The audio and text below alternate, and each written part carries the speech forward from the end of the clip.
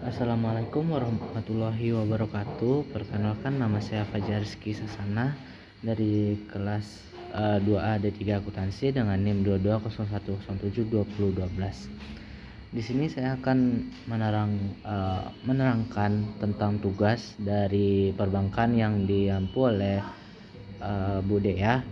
Itu materinya tentang pengenalan kredit dan analis. Masuk saja langsung ke materi. Yang pertama itu pengertian kredit.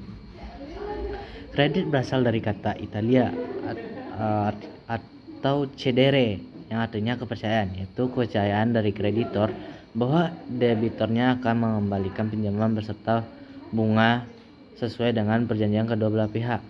Nah, pengertian kredit menurut UU nomor 10 tahun 1998 tentang perbankan ialah penyediaan uang atau tagihan yang dapat dipersamakan dengan itu berdasarkan persetujuan atau kesepakatan pinjaman antara bank dan pihak lain yang mewajibkan melunasi utangnya setelah jangka waktu tertentu dengan pemberian bunga.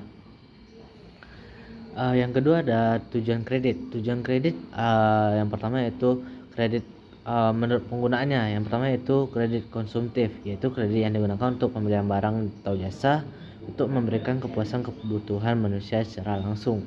Yang kedua ada kredit produktif, yaitu kredit yang digunakan untuk tujuan produktif seperti yang dapat menyebabkan meningkatkan manfaat, baik manfaat bentuk, tempat maupun manfaat kepemilikan. Nah, kredit produktif ini terdiri atas kredit investasi, kredit yang digunakan atas pembelian barang modal, dan aktiva tetap. Kredit modal kerja yaitu kredit yang digunakan untuk perbelanjaan modal lancar yang habis dalam waktu tertentu. Yang ketiga ada kredit likuiditas, yaitu kredit yang bertujuan untuk membantu perusahaan yang sedang berada dalam kesulitan likuiditas dalam meraih likuiditas minimalnya. Ketiga ada fungsi kredit. Fungsi kredit yang pertama itu menjadi motivator dan administrator peningkatan kegiatan perdagangan dan perekonomian. Yang kedua ada memperluas lapangan kerja bagi masyarakat. Yang ketiga ada memperlancar arus barang dan arus uang. Keempat ada meningkatkan produktivitas dana yang ada. Kelima itu meningkatkan daya guna atau utility dari barang tersebut. Yang keenam meningkatkan kegairahan berusaha masyarakat. 7. Memperbesar modal kerja perusahaan. Kedelapan, meningkatkan income per kapita atau IPC, masyarakat.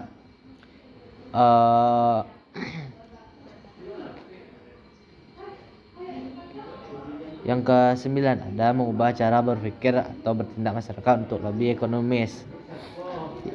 Selanjutnya itu yang keempat unsur-unsur kredit. Yang pertama yaitu kreditor, bukan pihak yang memberikan kredit atau pinjaman kepada pihak lain yang mendapat pinjaman. Yang kedua debitur adalah orang yang menerima atau pihak yang membutuhkan dana atau yang mendapat pinjaman dari pihak lain. Yang C ada kepercayaan, satu keyakinan pemberian kredit bahwa kredit yang diberikan baik berupa uang, barang ataupun jasa akan benar-benar diterima kembali di masa tertentu. Yang keempat ada kesepakatan antara kreditor dan debitur. Kelima ada jangka waktu. Keenam risiko. Dan ketujuh balas jasa. Selanjutnya itu penjelasan tentang jenis-jenis kredit. Yang pertama itu dari segi kegunaan. Dari segi kegunaan itu ada beberapa jenis. Itu pertama itu kredit investasi. Kredit ini biasanya digunakan untuk keperluan usaha atau membangun proyek atau pabrik baru di mana masa pemakaiannya untuk suatu periode yang relatif lama. Dan biasanya kegunaan kredit ini adalah untuk kegiatan utama suatu perusahaan. Yang kedua ada kredit modal kerja. Kredit ini digunakan untuk keperluan meningkatkan produksi atau operasionalnya. Yang kedua jenis kredit yang kedua yaitu dari tujuan kredit, dari segi tujuan. Pertama itu kredit produktif. Kredit ini digunakan untuk peningkatan usaha atau produksi atau investasi. Kredit ini diberikan untuk menghasilkan barang atau jasa. Yang kedua ada kredit konsumtif. Kredit yang digunakan untuk untuk konsumtif ini atau untuk dikonsumsi secara pribadi. Kredit ini diberikan ke nasabahnya, dipergunakan untuk membiayai barang-barang konsumtif seperti kartu kredit, kredit perumahan, dan lain-lain sebagainya. Selanjutnya itu kredit perdagangan. Kredit yang digunakan untuk kegiatan perdagangan dan biasanya untuk membeli barang dagangan yang pembayarannya diharapkan dari hasil penjualan barang tersebut.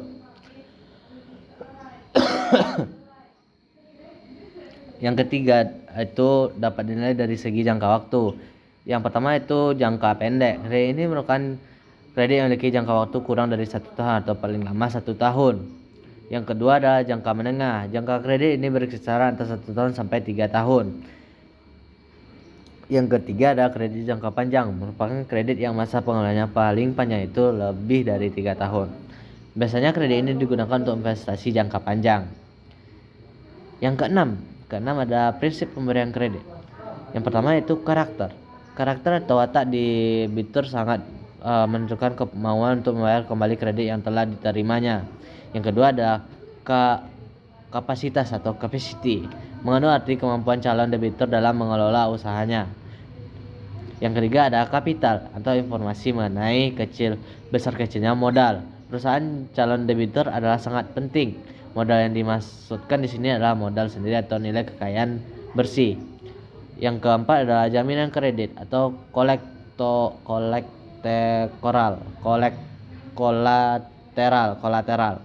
Merupakan setiap aktiva atau barang-barang yang diserahkan debitur sebagai jaminan atas kredit. Yang kelima ada conditions. Yang dimaksud condition di sini adalah keadaan perekonomian secara umum di mana masyarakat tersebut tinggal.